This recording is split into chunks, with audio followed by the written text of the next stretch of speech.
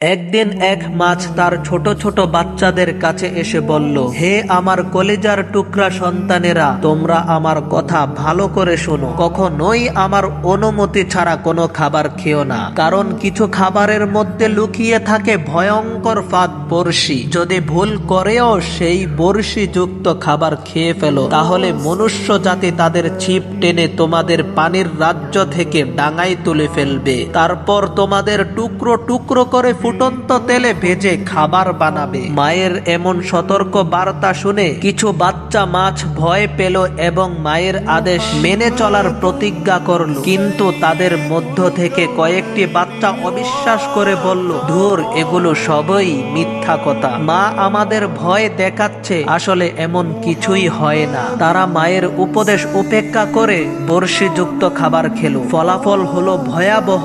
মুহূর্তের মধ্যে মানুষ তাদের ছিপ দিয়ে ধরে ফেললো, পানি থেকে টেনে তুললো এবং সত্যি তাদের টুকরো টুকরো করে ফুটন্ত তেলে ভেজে খেলো। ঠিক একই ভাবে নবী রাসূলগণ মানুষকে সতর্ক করেছেন, মৃত্যুর পর জান্নাত ও জাহান্নাম রয়েছে, শান্তি ও শাস্তির ব্যবস্থা রয়েছে। কিন্তু কিছু মানুষ তা বিশ্বাস করতে চায় না। তারা বলে, এইসব বানোয়াট মিথ্যা কথা, এগুলোর কোনো বাস্তবতা নেই।